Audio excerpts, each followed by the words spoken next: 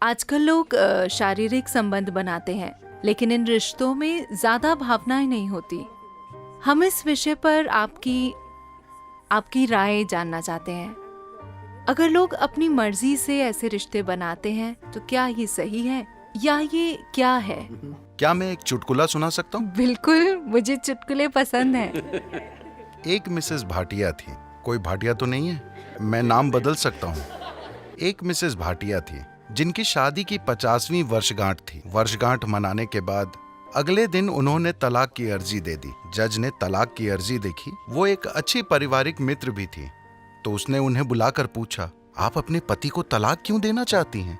वो इतना प्यारा आदमी है, आप उसे तलाक क्यों देना चाहती हैं? आप किस आधार पर उसे तलाक दे रही हैं? वो बोली, वो मेरे साथ वफादार नहीं रहे, वो मुझे धोखा देते रहे हैं। आप इस नतीजे पर कैसे पहुंची? आपने कल ही शादी की 50वीं वर्षगांठ मनाई थी, कल तक तो आप ठीक थी, फिर क्या हो गया? मुझे बीते दिनों की बहुत याद आ रही थी, तो मैंने फोटो एल्बम पलटना शुरू किया। फिर मैंने देखा कि मेरे 5 बच्चों में कोई भी उनके जैसा नहीं दिखता।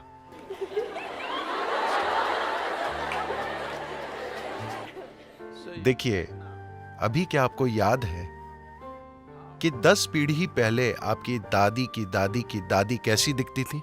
मगर उनकी नाक अभी आपके चेहरे पर मौजूद है। आपके शरीर को याद है, हाँ या ना? आपके शरीर को लाखों साल पहले आपके पूर्वजों की त्वचा का रंग भी याद है, अभी तक वो भूला नहीं है। तो जिसे आप मेरा शरीर कह रहे हैं, वो यादों का एक बहुत बड़ा संग्रह है ना?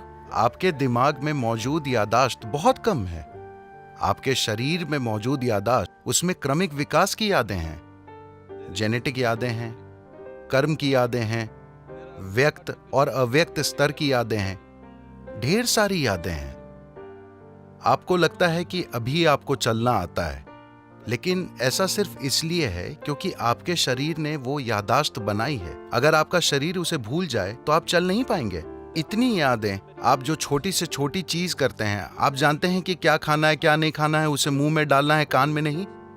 ये सुनने में अजीब लगता है, लेकिन आप यादों के कारण ही जानते हैं। तो आपका शरीर ढेर सारी यादों का भंडार है और वो हर समय यादें इकट्ठी करते रहता है। अगर आप यहां से यहां तक चलें तो 50 अलग अलग तरह की हल्की महकें होंगी। हो सकता है कि आप उस पर ध्यान न दें, मगर शरीर उसे इकट्ठा भी करता है और पहचानता भी है। वो लगातार पहचानता रहता है, इसलिए आप जानते हैं कि सुगंध क्या है, दुर्गंध क्या है, ये इसकी गंध है। आप आवाज, गंध वगैरह के अलग अलग पहलुओं को पहचानते हैं, क्योंकि ये प्रक्रिया लगातार चलती रहती है। तो इस शारीरिक यादाश्त को इस संस्कृति में पारंपरिक तौर पर हम ऋणानुबंध कहते हैं। वो शारीरिक यादाश्त जो आप बनाते हैं। आप जागरूकता के साथ अपनी शारीरिक यादाश्त बना सकते हैं, या बस ढेर सारी यादाश्त अंदर लेकर ढेर सारी शारीरिक उलझन से गुजर सकते हैं। तो जहां कहीं भी प्रभाव होता है, मुझे पता नहीं कि आपकी पीढ़ी में लोग अब भी ये चीजें जानते हैं या नहीं, मगर अब भी बैंगलोर में ऐसे लोग मिलेंगे जिन्हें अगर आप नमक देने की कोशिश करेंगे तो वे उसे नहीं लेंगे। वो कहेंगे वहां रख दीजिए।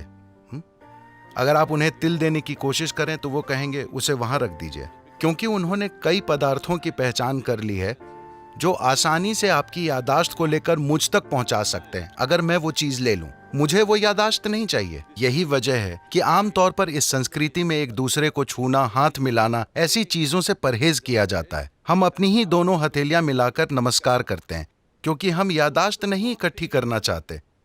क्योंकि अगर मैं इसे बस छूता हूं तो ये इसे भी याद रखता है। आप अपने 4 दोस्तों के साथ इसे आजमा कर देखें। आप उनके हाथों को छुएं, याद रखने की कोशिश ना करें। हर दिन बस उनके हाथ छुएं और भूल जाएं। कल अगर वो आकर आपको छूता है, आप जानते हैं कि ये उसका हाथ है ना? तो शरीर याद रखता है, ये दिमाग में नहीं है। शरीर की यादाश्त होती है, इसे ऋणानुबंध कहते हैं। जब यौन संबंध बनते हैं या ऐसी कोई अंतरंगता होती है जिसमें विचार, भावनाएं और शरीर शामिल हों, तो आपके शरीर में जो यादाश्त रह जाती है वो बहुत बड़ी मात्रा में होती है।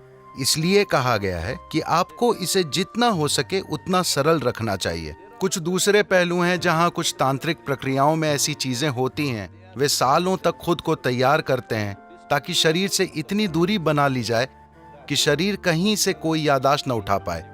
इसे एक साधना की तरह किया जाता है, बेलगाम संभोग की तरह नहीं। तो सवाल नैतिकता का नहीं है, सवाल ये है कि आप अपने जीवन में अपने साथ क्या करना चाहते हैं।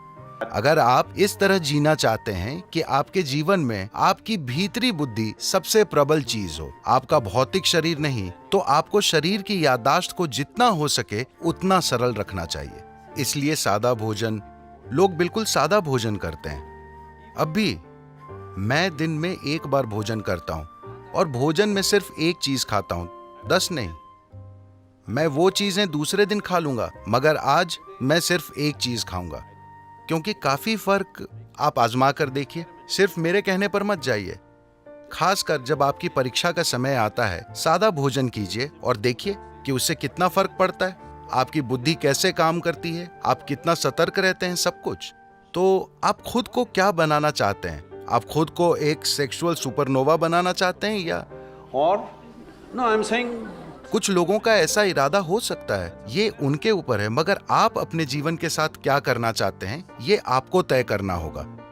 अगर आपने ये तय किया है तो ये बहुत महत्वपूर्ण है कि आप अनजाने में भारी मात्रा में यादें ना इकट्ठी करें, because this will lead to क्योंकि बाद में आप देखेंगे कि आपके लिए शांत और खुश रहना बहुत मुश्किल होगा, चाहे कुछ भी अच्छा हो रहा हो, simply because they क्योंकि शरीर में उलझन भरी यादें मौजूद हैं। जब इसी प्रकृति का कुछ और आता है तो शरीर में उलझन भरी उथल पुथल होने लगती है। शायद आपके दिमाग में यह ना आए, just physically ये सिर्फ शारीरिक रूप से होता रहेगा। तो ये चुनाव आपको करना है। ये नैतिकता का सवाल नहीं है, ये सवाल है समझदारी से जीने का।